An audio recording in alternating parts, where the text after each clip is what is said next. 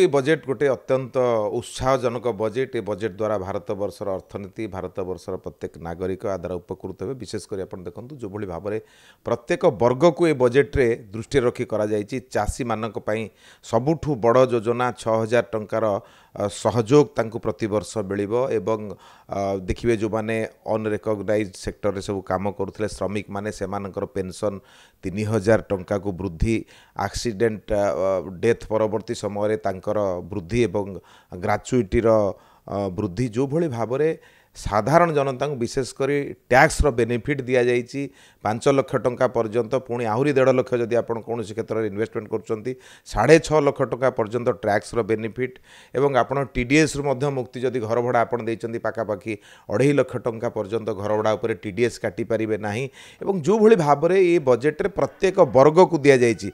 प्रधानमंत्री मुद्रा योजना आपणकर जो थिला तादेह आलोकेशन को बढ़ा जाइए जो युवक मैंने उपकृत हो पारे।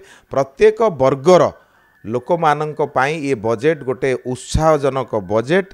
तेणु ये बजेट निश्चित भाव में भारत वर्षर अर्थनीति को बढ़ावा सहित प्रत्येक व्यक्तिर व्यक्तिगत जीवन में गोटे आनंद आनीदेव। ये बजेट गोटे खुशीर बजेट। ये बजेट पाई आमे समस्ते आनंदित। कौनसी चाप नहीं। भारत वर्ष को कांग्रेस दल सबुठ अधिका दिन शासन करी चाषी मानकर जीवन जीविका को लेकर नष्ट जगार पहुँचे देछि। भारतीय जनता पार्टी गत 6.5 वर्षर सरकार भितर चाषी कूल को कूल लगेबार काम आरंभ करिछि।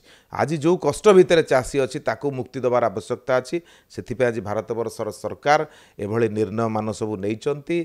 एपणकर जो मैंने व्यवसाय करेंगे ऋण नहीं व्यवसाय करेंगे तादेह कोटिए टंका पर्यंत जो युव उद्योगी मैंने व्यवसाय करेंगे तादेह 2% सब्सिडी मिलिबो सिस्टम मिलिबो। अनेक गुड़े योजना करा जायछि। समाजर प्रत्येक वर्गर लोक माने किभली भाव में ये बजेट रो लाभवान हो पारे से भली समस्त योजना करा जायछि। तेणु आमे भारत वर्षर प्रधानमंत्री नरेंद्र मोदी को धन्यवाद दौचु जे एभली एक जुगान्तकारी और ऐतिहासिक बजेट करिसंती जो बजेट सारा भारत वर्षर प्रत्येक वर्गर लोक मानक पाखरे खुशीर लहरी खेलेबो।